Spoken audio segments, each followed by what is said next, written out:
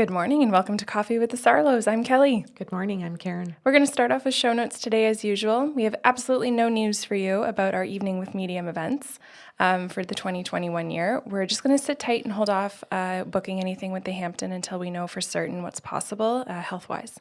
So we will keep you updated as soon as we know something, but thank you again for your enthusiasm for our events. We have a second podcast series called Sips of Sanity. That is a short 10 to 15 minute podcast. There is a series of 5 that run Monday to Friday, the first week of every single month. We cover a toolkit in that series on emotional, spiritual, and intuitive intelligence. The very first show is always available at the website by sarlo.com and on YouTube. It is free. The remaining 4 are found at patreon.com/by Sarlo. Wonderful. And fun fact, if you are subscribing to our YouTube channel, you can actually sign up for notifications so that as soon as the video is uploaded, you'll get a little ding to your phone or a little vibrate if you prefer it that way to let you know that there's new content for you to watch. So you can look out for that. To elaborate as well on Patreon, that is an entire membership portal that has much more than just Sips of Sanity. There's a habit tracker that goes with those shows. There's reflective questions. We have a book club coming in January, which is very exciting. We also have guided meditations for journeying, discussions on things like that. And then people in our top tier have an opportunity to have their names thrown into a monthly draw for a free half-hour session with Karen or myself. So if you are interested, I think one of the best things about Patreon is that it is non-committal. So if you want to sign up for a month and bail, no problem. If you want to just kind of feel it out, jump around the tiers even and see the different kinds of benefits, you can. If you want to save in a bundle and pay once for the entire year, you can do that too. It's very user-friendly and it's a really lovely way to build on these toolkits, these skills that we need for all areas of our life. And Karen and I are there to make that as interactive as possible and ensure that you have a lot of fun. We both have separate private practices. You can book a session with us by Zoom, Skype, FaceTime, WhatsApp, Theralink, and telephone. Go to the website by sarlo.com and you can fill out a Webflow form to request either an appointment with Kelly or myself. Most common asked question in that regard is, will it be as accurate as if I were in Canada, Ontario, North Bay, oh my goodness. Your childhood home is about to come out of your mouth. Laurentian Avenue. And the answer is yes, it is just as accurate. Kelly and I have been doing these sessions for people all over the world for many years. And the accuracy stands. It speaks for itself. Oh, lovely. And last but not least, before we jump into the show, we have gift certificates available. So if you're in that little Christmas time crunch and you're looking for a gift for someone or yourself, you can purchase a gift certificate through Karen or myself for any denomination that you like. If you're local and you'd like a tangible copy of that card, we can put that in the mailbox for you. If you're far away, we can make you a printable e-certificate that you can have for people to unwrap on Christmas morning, or a just because gift. It doesn't have to be Christmas. Good. Okay. So, Karen, as usual, you have our show prepared for us today. I do. And it better be a happy one. Okay. I'm going to guarantee it gets there. Okay. But it doesn't start that way. And I think... Well, anyway, I'm just going to get into the story. It's fair. You know what? I'm teasing because typically in the month of December, we do really heartwarming stories. And as someone mentioned to us, they reached out the other day and asked if we were going to do our special Christmas edition show. Oh, yeah. Which we definitely will be doing. Yes. That's one of our favorite ones to do in the year. Yeah, so we will be doing Coffee with the Sarlos for every Saturday morning for the month of December and a bonus show for Christmas Day, the 25th. Yes. Okay. This particular story is done by, I think it's WhatsApp. So we can see each other and we're over technology, so we're over the computer. And I'm explaining that because not everybody knows what all of these programs are. And I'm learning there are so many of them. So do you want to name her? Her? I prepared for a dude. Oh. Yeah, sure. Sorry. Well, why are you sorry? I'm the bad psychic over here. I'll go with Ellen. Okay, so Ellen is in her late 20s. Okay. She begins her session, which I find a lot of people are doing now, and I'm finding that people who are watching the podcasts on YouTube or listening to the shows on their devices are hearing about open sessions. So these are certainly becoming more common. And she said, could I just start with open and I'll jump in when I need to? I love this. And the spirit guides were ready. Holy crap. And they said she is looking for information. It's particularly about her relationship. She's married. She has been married for 6 years. And first, Kelly, I was surprised. She looked so young.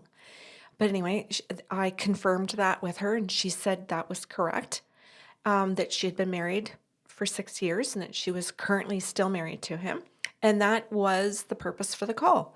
So it wasn't really that it was that she wanted an open session. It's like what most people do. They think if they say open, the guides will give them what they need. But underneath it, she had her own agenda. And they just launched right in. So I said to the guys, what do you want to say to her if she's going open? And her guides started talking about her behavior. And I said, well, describe it, show it to me, whatever, so that I can confirm this with her. And maybe this is just an affirmation so that she understands that I've got her spirit guides and I'm reading her records. And they went, okay, well, we'll start with that.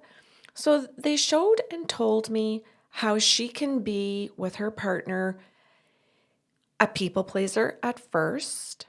So if he comes home from work, or because right now she's at home full time, where she'll want to keep him in a good mood, or she'll want to get him in a good mood if he's not from work. Because then she feels that the evening will be more pleasant, or the weekend will be, if she can control his mood. Holy crap, we're in trouble already. Oh, yeah. So she does people pleasing to start. So if he comes in the door and he's angry about things, she backs it up and tries to make sure if he was angry about that the day before or the whole week before, and that he didn't like it, that she was watching TV, then she makes sure she's not on the TV. She tries to make like that she's busy doing something. Like standing in the kitchen, I don't know, like she just busies herself in things.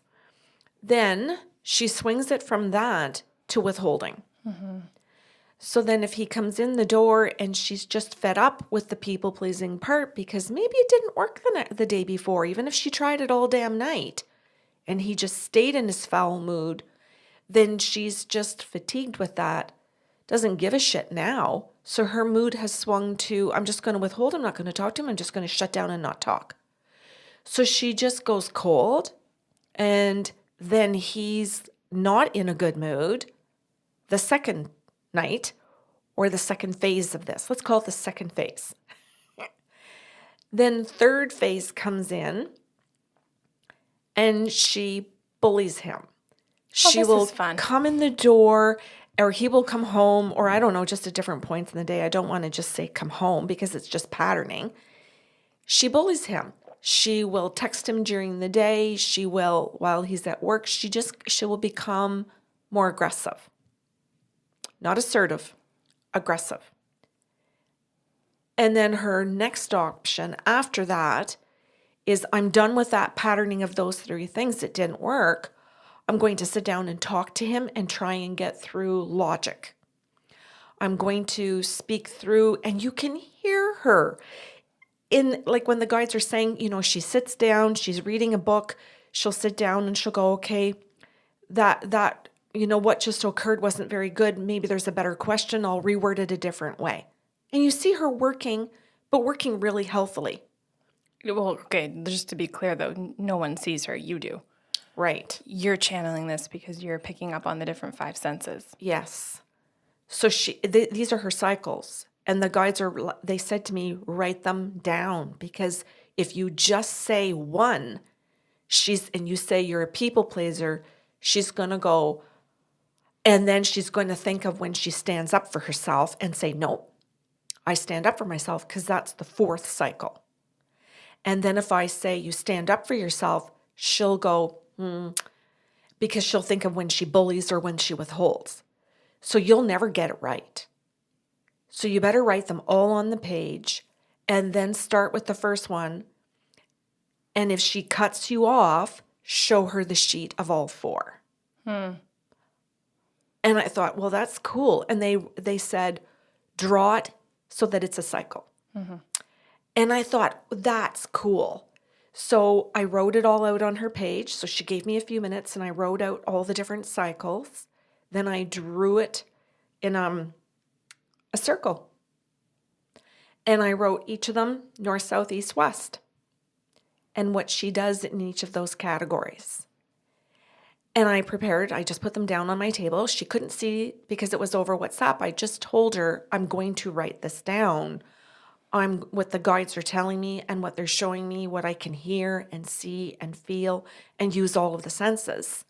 And she was like, ooh, you could see she was excited, like, oh, I'm with a psychic that has all these senses. This is going to be fun. Girl.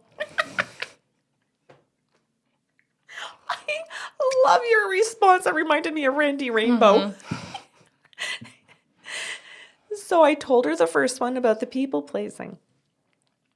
And she said, to my surprise, yeah, I do that. But, and she came clean. And she said, but I can also do this. I can also, and she jumped right to withholding.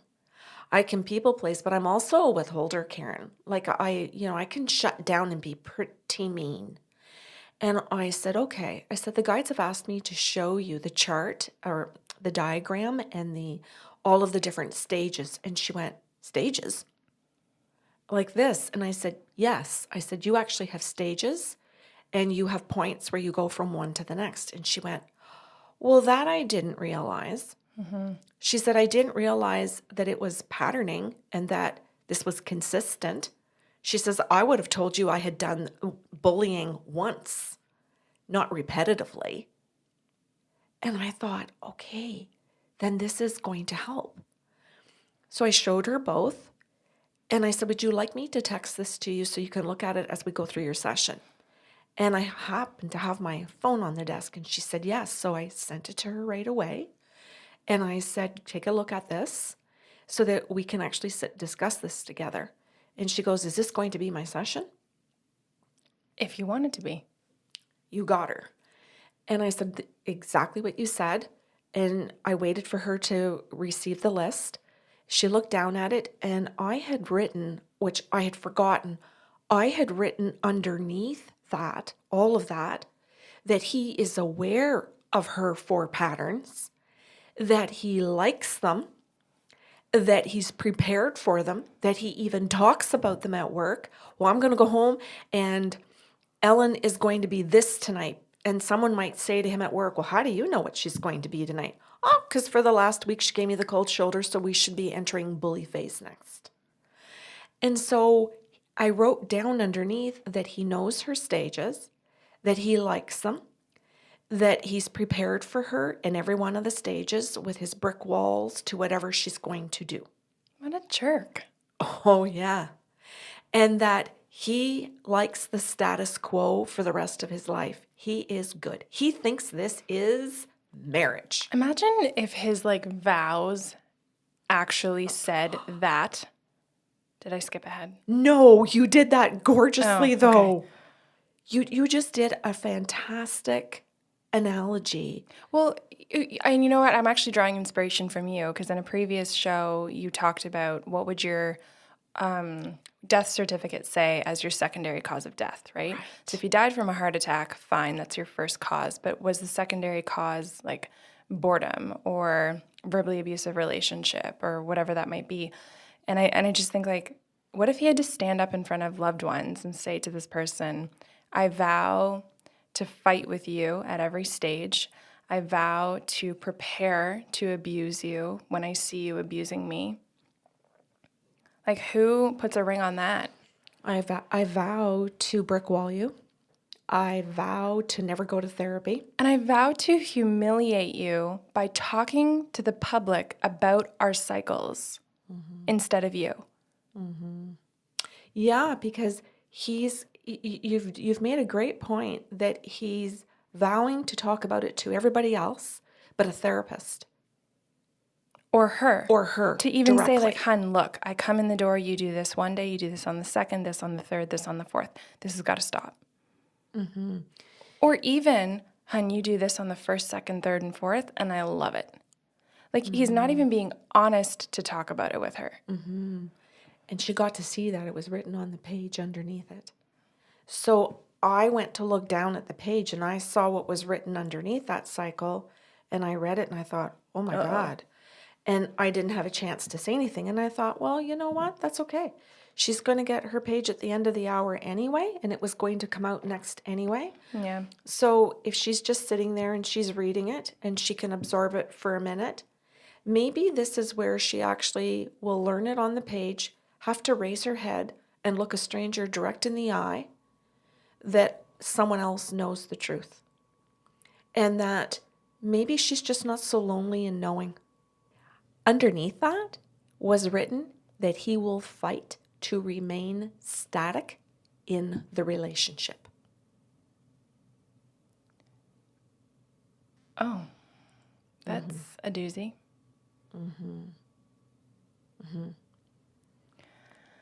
I had written underneath that one that he will fight to resist change, that he will resist any growth that she offers, that he wishes to remain in control, that he does not love her, that this is a marriage of control. So I waited because I thought, okay, she's got about 5 sentences to read that are like, I would imagine, answers to her questions that she had been thinking, and that's why she made the phone call to book this appointment. And the guides literally answered all of her questions in a row, one after the other. I was curious about that. Is that exactly what happened? That they answered her questions she was thinking.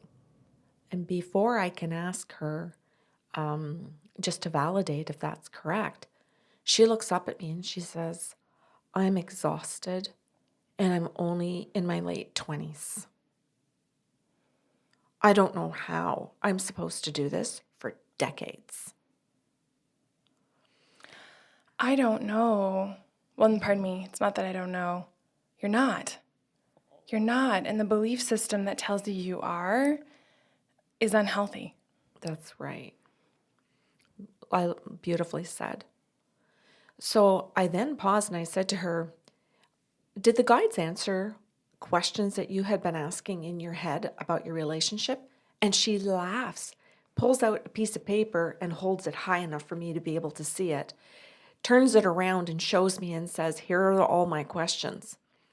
And I said, I thought it was an open session that you didn't. And she goes, oh, well, I thought that's what open was. And I said, you thought an open session was having a list of questions? And she went, So you can see that there's a part of this person, of Ellen, where she's comfortable with being dishonest. She's comfortable with hiding things and construing things slightly and medium and to a good degree. So I brought all of that up and I said, the point I'm trying to make is that the behavior between you and your husband is so unhealthy and so dysfunctional that it's now your norm. And so now you are doing that with other people. And I said, so this is an example right here that the guides are trying to show you, where apparently they answered all your questions, asked me to bring it to your attention and question you so that you could see what your behavior is like. And this is as a result of the abusive cycles that both of you are participating in. And you believe that because you think you're responding to his abuse, you don't think you're being abusive because you think you're the victim. Oh, that's important. Lots of people don't think they're abusive people because they feel they're the victims in the relationship. Okay, let's put it this way. If my partner punches me in the face and I punch back for self-defense and I get the fuck out of the relationship, I'm not an abusive person. There's self-defense. If my partner punches me in the face and I punch him back and I don't leave, I am an abuser. And the police will agree, and the court systems will agree, because you're staying in that, you're consenting to it, you're participating in it. It isn't, as you illustrated, a one-off out of self-defense. So she and I have this conversation of that abuse is going back and forth now. It doesn't make it right for her. It doesn't make it right for him. It doesn't mean that it's anyone is less responsible. There is responsibility on both sides for this. So she just kind of sat there and looked at me and went, "What?" And you can see that there's confusion. And I said to the guys, "Why is there so much confusion about this?" And they said, TV, movies. Like this, like just, music industry. It's just out there in society that they've normalized it so much for some places. And then certainly there are other aspects of society that don't do that. So I don't want to say all TV, all movies, all artists. I don't want to generalize, but there is enough of it that she's normalized it. So the spirit guides present all of that to her, and she says next, "Am I going to go back to work? Am I going to get a job?" And at first, when people did that, I thought my head was spinning. It was like, what? I thought we were talking about the relationship, but now I understand what's going on in their minds. She's going to another part that this might be an opportunity that if I were to go back to work, I could get out. So her head in her thinking is, okay, now that I'm talking to somebody that knows more truths about my own relationship and my own character than I do in this moment, I wonder if she can see me outside of this. And I thought that was beautiful. Does someone else see me outside of this? Because I can't see me yet. So she doesn't have the ability yet to picture herself alone and healthy, in a job and healthy, with friends who are healthy, family members that are healthy. She doesn't have that ability yet to imagine it. And I thought, wow, now I totally understand why people flip in the sessions on a dime. And the spirit guides come in and go, "Yes, we love the question." Where I used to shit my pants and go, "Huh? How come we're flipping so quick?" The guides are like, "Yes, we got her. We got her right down the pathway we want her. Tell her yes, but that she needs to increase." And then they started giving a list, and I started writing out a list of all the things that she actually needs to do for herself. Great. Yes. And I wrote it all out. I did not send it to her again. She just asked me to read it to her, and could we go over it together? And I checked in. I said, Kelly and I do check-ins all during the sessions. Is this something that you want to spend more time on? Do you want to think about it for a moment as I write it down? So she took a couple of minutes while I wrote it down, and she had time to think, do I want to continue down this road, or do I want to ask medium? Do I want to do medical intuitive? And you and I both know that people can flip-flop very quickly and turn the switch to, geez, I might like to create an imagination where I see myself healthy. And what would that look like?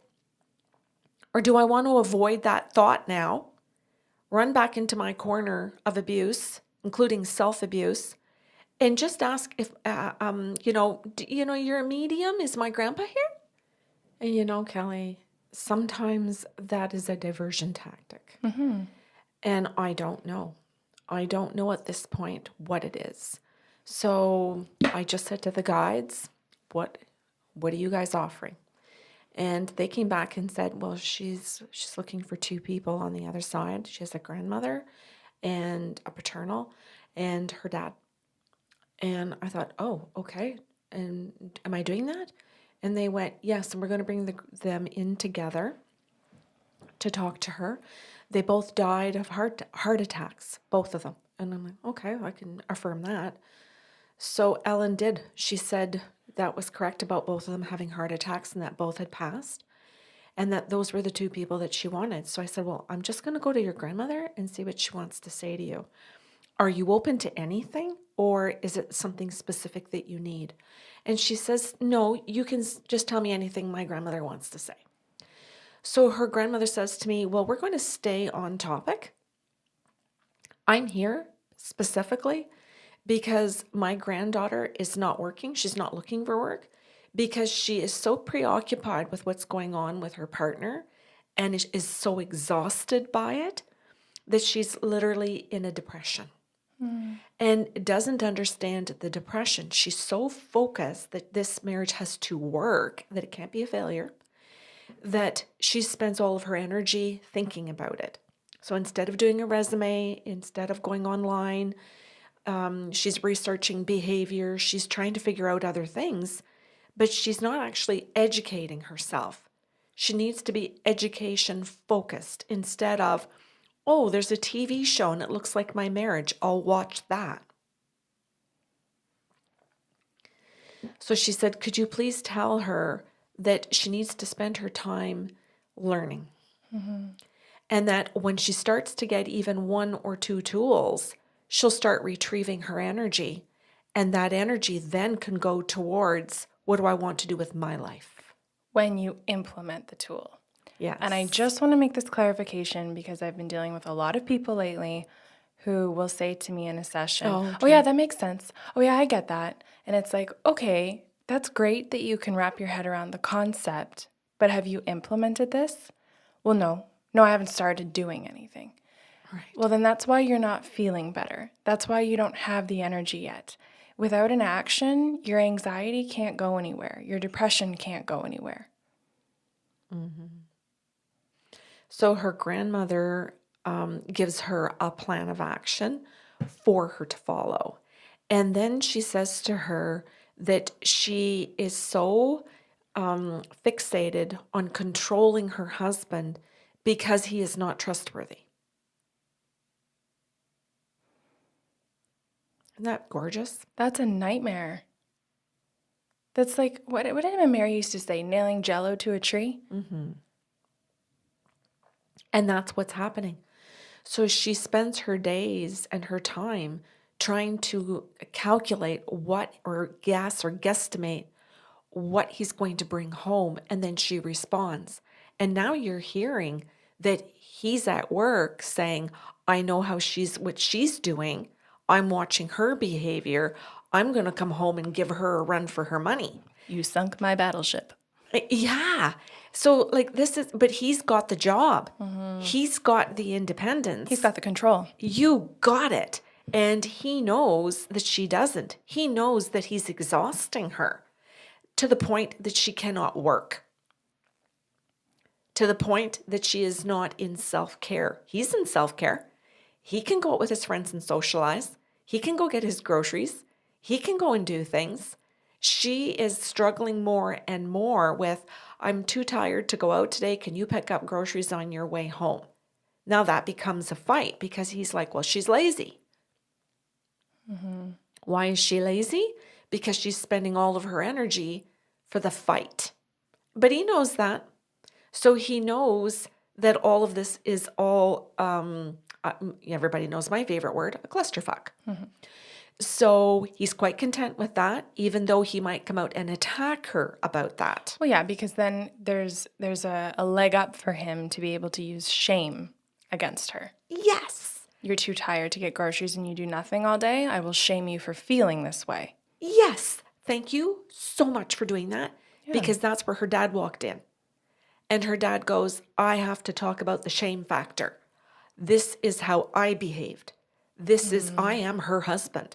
This is how I raised her. I used the shame. This is why she's stuck. And why she thinks she has to stay. Did her mom leave before her dad died? You know what, Kelly? I don't know. He came through at that point with his mother, who both apologized to her for the patterning. grandma took full responsibility for raising her dad to behave that way. Then dad took responsibility and said, sweetheart, this is a shame game. You have to put an end to the shame game because he will run it till the day you're dead. You're the one that has to say, I don't care anymore what you think. The shame game is over. What I think matters and what I do matters. So this is where I think that this is a heartwarming December story. Because we actually get to a whole second half in her session where she says, okay, so you need to explain to me this shame shit. You need to talk to me. We need to go through tools. So, and I'm not going to go through that in this talk today, this coffee with the Sarlos, because everybody knows I would just probably say things like go to Sips of Sanity, because that's where she's referred to. And I know everybody with their bingo sheets has got their dabbers up going, okay, say it. She got referred to a Beverly Angel, a Patricia Evans, a Dr. Margaret Rutherford for Perfectly Hidden Depression, where she's trying to present that she's happily married, that she's in her late 20s and they got their house, and where they've got all of these different things where she thinks, okay, I'm set now. I just have to do life. I should be happy now. Yeah, I should be. We've got the car, we've got this. It's all about the things that you're supposed to tick off on the list where she thinks at this age, I'm supposed to have these things.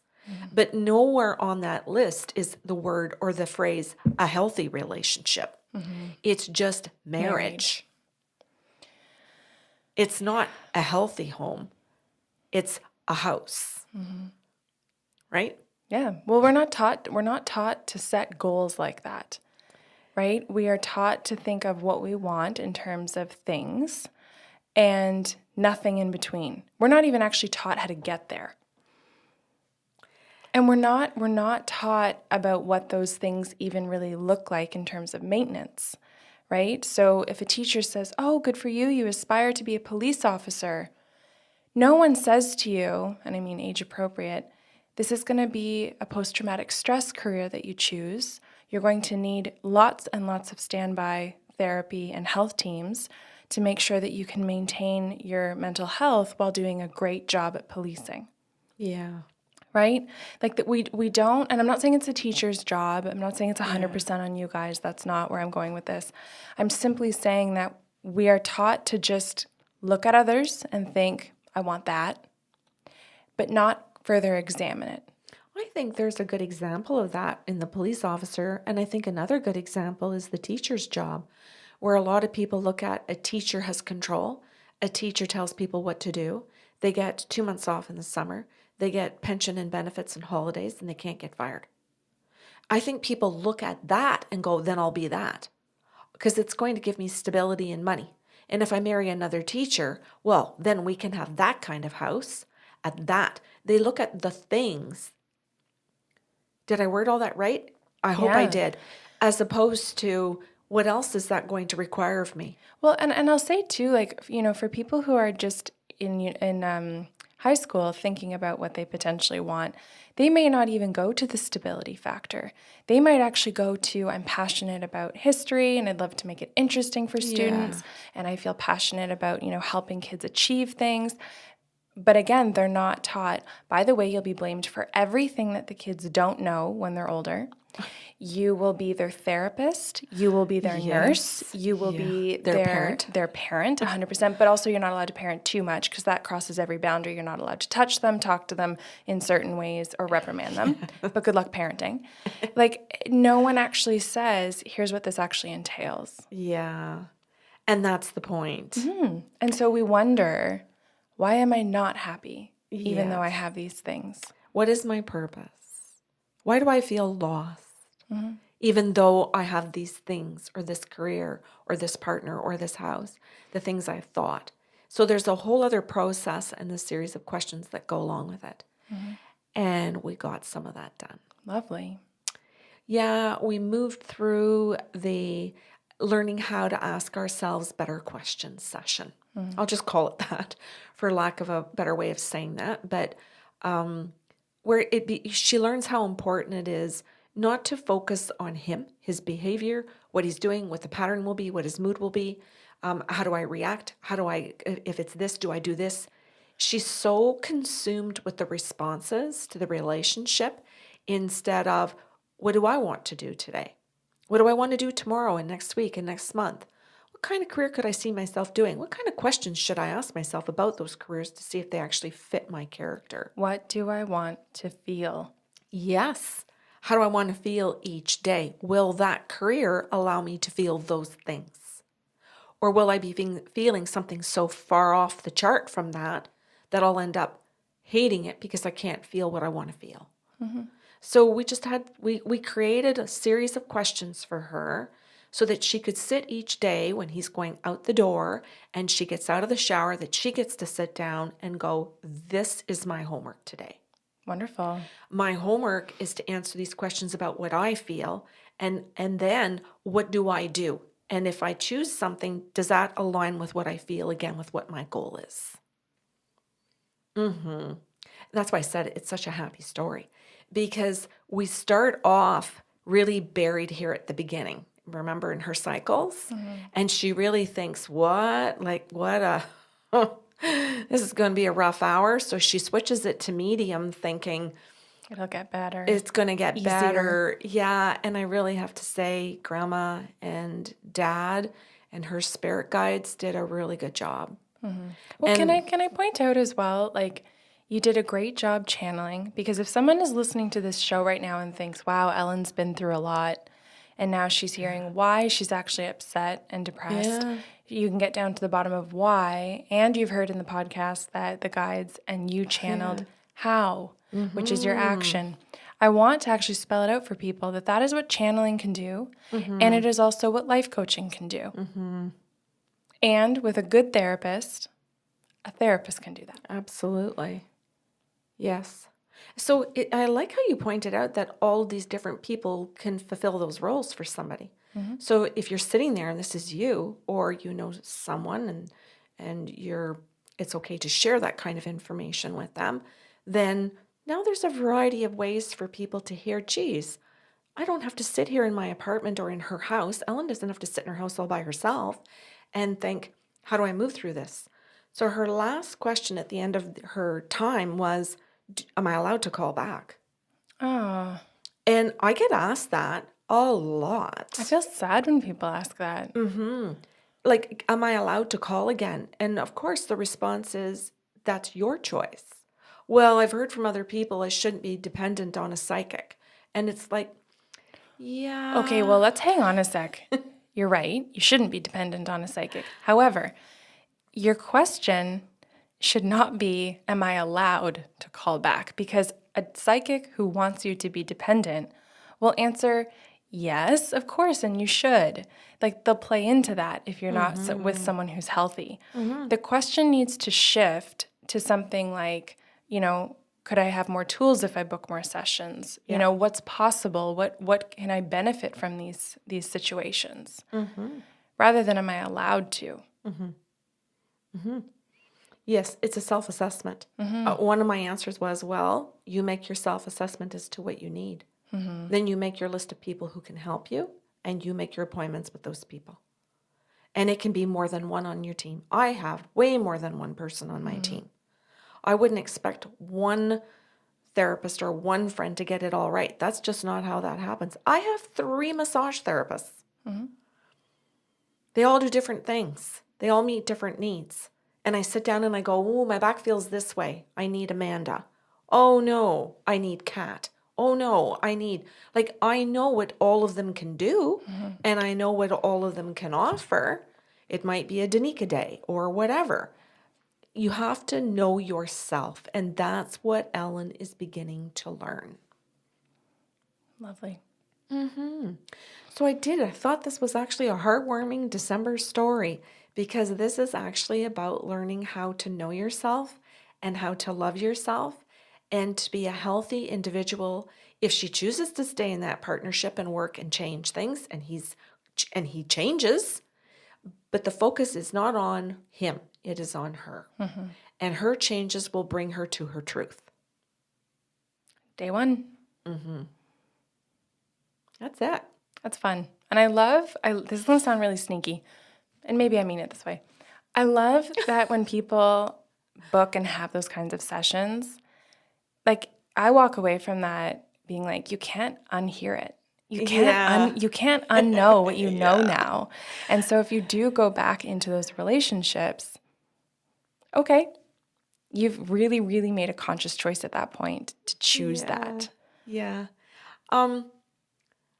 I'm pretty certain I'm going to see this Ellen again. I hope so. I hope so. It is a big hope because she has new tools. And I think her partner in some way could get on board with some of these tools.